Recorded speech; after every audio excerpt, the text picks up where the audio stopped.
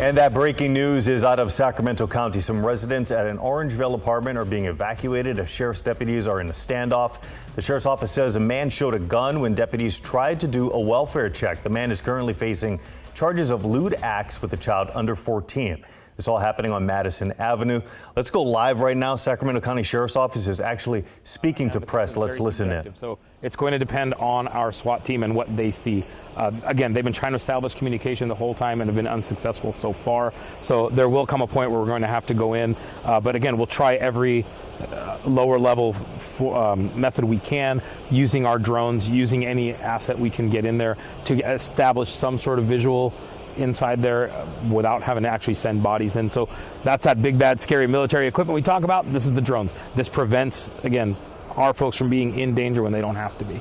And we understand that some of the surrounding residences have been evacuated as a precaution. Can you talk about that? Yeah, very much so. So again, anything like this, especially you have an armed subject, bullets don't know where they go, right? They're fired at the whim of that suspect.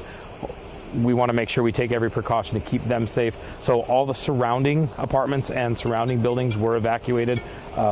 Again, strictly as a precaution. We don't have anything saying that he was going to actively hurt anybody or do anything else, but at the same time, we don't want to wait until it's too late. And at this point, the sheriff's office has not gone inside. Correct. As of right now, no. We're still outside, still trying to get a drone inside, still trying to get some other assets to figure out what's going on inside before actually sending live bodies in harm's way. Were deputies able to establish any specifics about the gun? Was it like a firearm? It was a handgun, yeah. And was he a registered gun owner? No idea about any of that. No idea. Anything else? So again, traffic's closed off on Madison, obviously, for right now. So a little inconvenience for the folks that live in the area. So we do apologize for that. But again, if you are traveling in this area, please be aware of that. Hopefully this will be resolved here soon, but a lot of that's going to depend on Mr. Kester. Anything else? Good to go? Thank you, guys. Is this going to be his first appearance in federal court? I don't know. Yeah, I don't know. I'm sure his attorney's going to have a lot. So. Total number, no, not yet.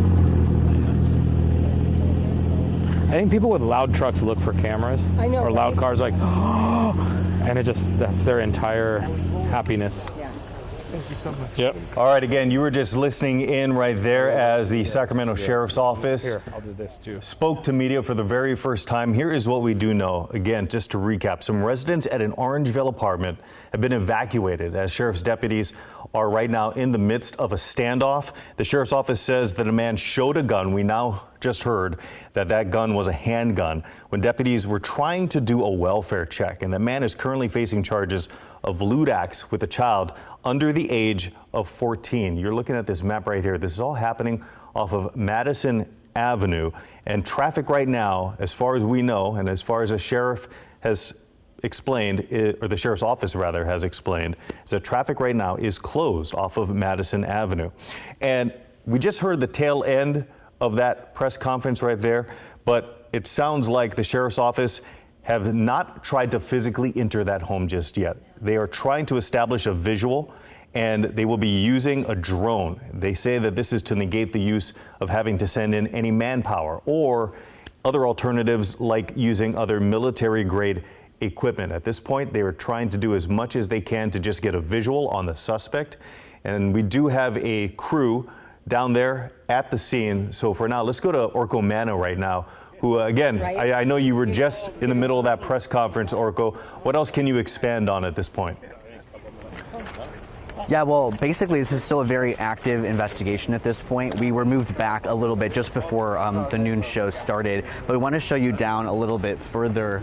Again, you can see that there are some cars trying to drive through the neighborhood, but this whole street is blocked off. If we zoom in further down, there's an apartment complex, and you can see a SWAT vehicle there right now. As you heard the sheriff's office just say, there is a man who has barricaded himself inside one of the units, his unit. It's actually the first floor unit right by the sign to that apartment complex. And we are told by the sheriff's office that they were called out here for a welfare check by that man's attorney, we know this man has been identified as Stephen Kester. He was arrested a couple years ago here at this neighborhood for alleged sex crimes with a minor and at least one former student. He was a teacher in the Sacramento area for several years. And if we look, we can see some more officers, deputies with guns as they walk closer to that neighborhood. At this point, it's unclear if he has if deputies have a timeline for when they will be going inside, or the SWAT team, but